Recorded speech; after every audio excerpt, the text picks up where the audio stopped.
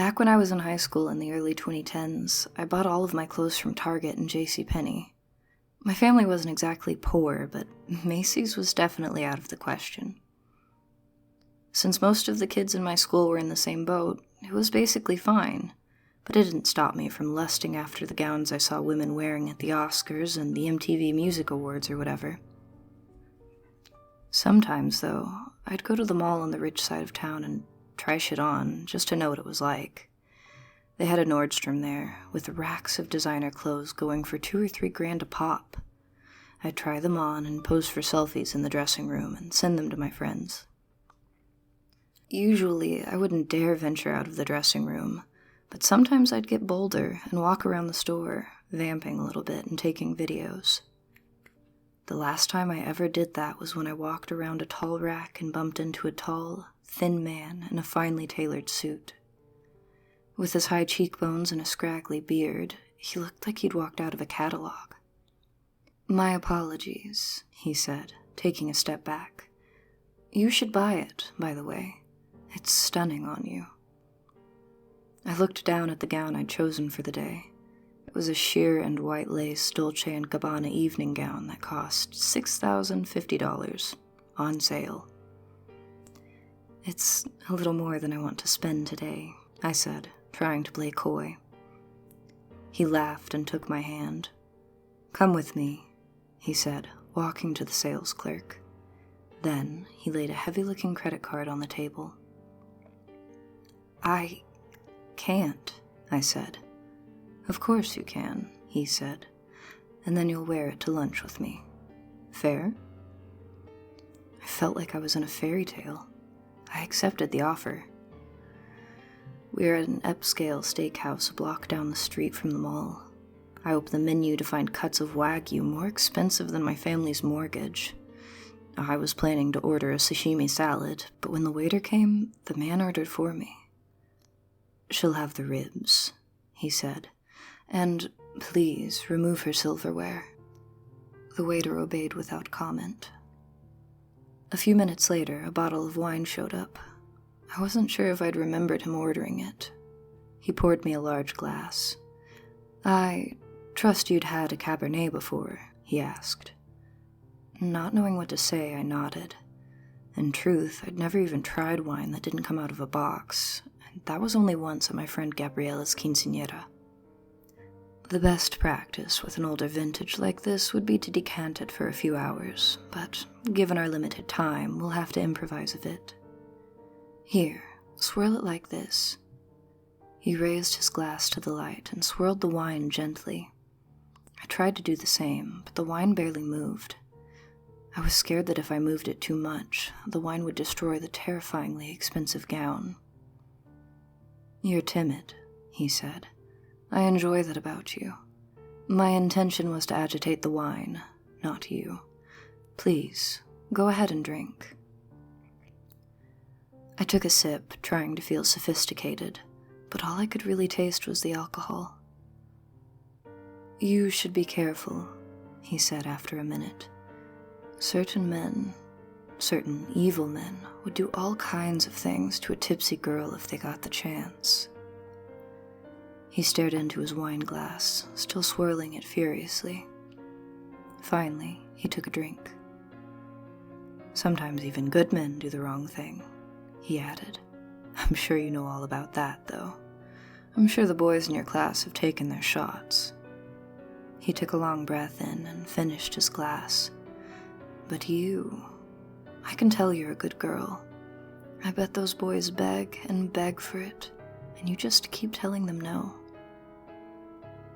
"I think I should go," I said quietly, my body starting to tense.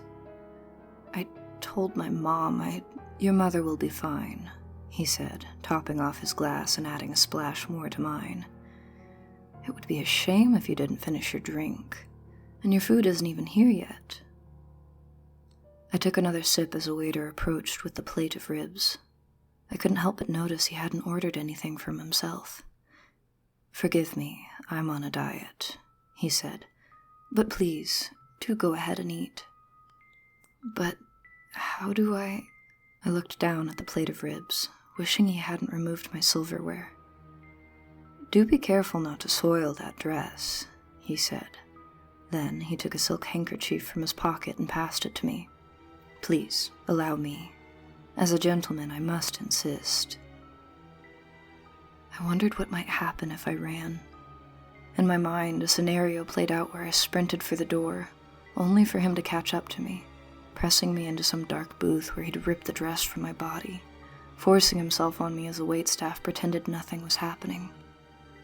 "Eat," he said, all kindness drained from his voice.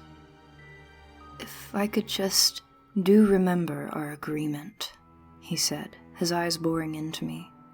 His gaze warned of consequences.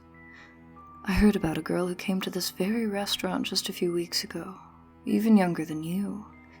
She told her date she had to go to the bathroom, but instead, she ran away.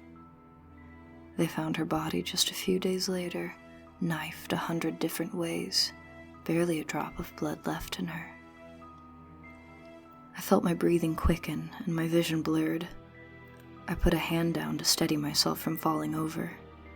I imagined what it might feel like to be stabbed over and over again. He leaned forward and whispered, his breath smelling of fresh vanilla.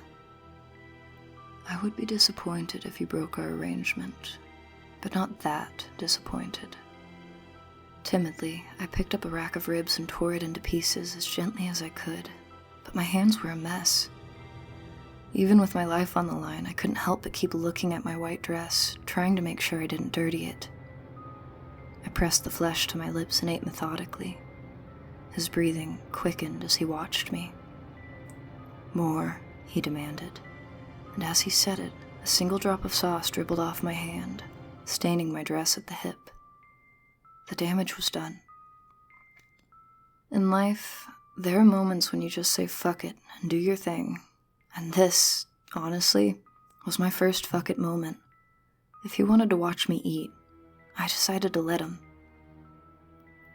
And so I did. I ate, rib after rib.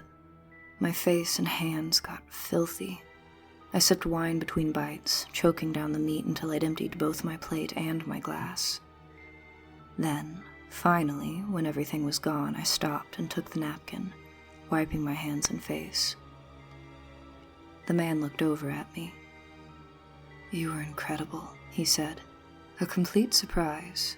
Truly, I'll never forget you." He reached down and opened his leather satchel, removing a small wooden box. "The napkin, please," he said, and I handed it to him. He opened the box to reveal a red velvet interior. Then, carefully, like he was handling a work of art at a gallery, he gently took the napkin and placed it inside, before resealing the box carefully. "Can I go now?" I asked, but he didn't respond. He just stared at the box, transfixed. I stood and walked slowly out of the restaurant, but when I hit the street, I broke into a run. I didn't stop until I reached my car, tears streaming down my face. I picked up the phone, thinking I'd call my mom, but instead, I dialed 911. "What is your emergency?" "I just got robbed," I screamed, hysterical. "I just got robbed." "Can you please detail what's been stolen?" asked the operator. "I don't know," I said. "I don't know." And I still don't.